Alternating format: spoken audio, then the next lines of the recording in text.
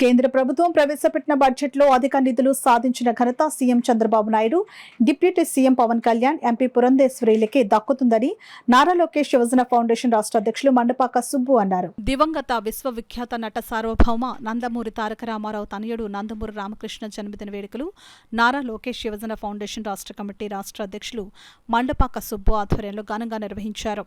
వివిధ దేవాలయాల్లో ప్రత్యేక పూజలు చేసి ఫౌండేషన్ రాష్ట్ర వైస్ ప్రెసిడెంట్ చెరుకూరు సాయిరాం వర్మ, రాష్ట్ర అధికార ప్రతినిధి ఉప్పు మురళీకృష్ణ, ఫౌండేషన్ ప్రశాంత్ చౌదరి, రాష్ట్ర మీడియా కోఆర్డినేటర్ ప్రతిపాడు ఫౌండేషన్ అధ్యక్షులు అడపా జగదీష్ సహకారంతో నందమూరి రామకృష్ణ జన్మదినం సందర్భంగా అన్న ఎన్టీఆర్ జనార్దన్ క్యారేజ్లో 787వ రోజు పేదలకు భోజన వసతి కల్పించారు.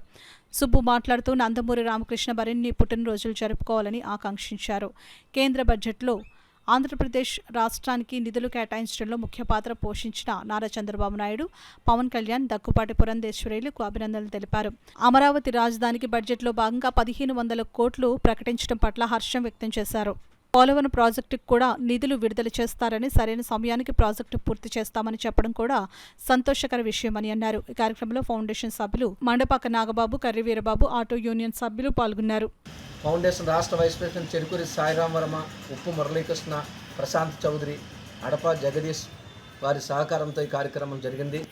మరి ఈరోజు కేంద్ర బడ్జెట్లో ఆంధ్రప్రదేశ్కి ప్రత్యేకమైన నిధులు తోడ్పాటు ఏర్పాటులో నారా చంద్రబాబు నాయుడు గారికి, పవన్ కళ్యాణ్ గారికి, పురంధేశ్వరి గారికి పేరు పేరున నా హృదయపూర్వక అభినందనలు తెలుపుతూ, అమరావతి రాజధానికి 15,000 కోట్లు మరి సంవత్సరంలో అందుబాటు చేస్తున్న నరేంద్ర మోడీ గారికి కూడా నా హృదయపూర్వక అభినందనలు.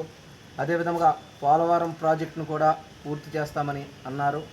మరి ఈ కేంద్ర బడ్జెట్లో ప్రత్యేక నిధులు సాధించిన నారా చంద్రబాబు నాయుడు గారికి మా రాష్ట్ర కమిటీ తరపున, నా తరపున మరొకసారి హృదయపూర్వక అభినందనలు తెలుపుతూ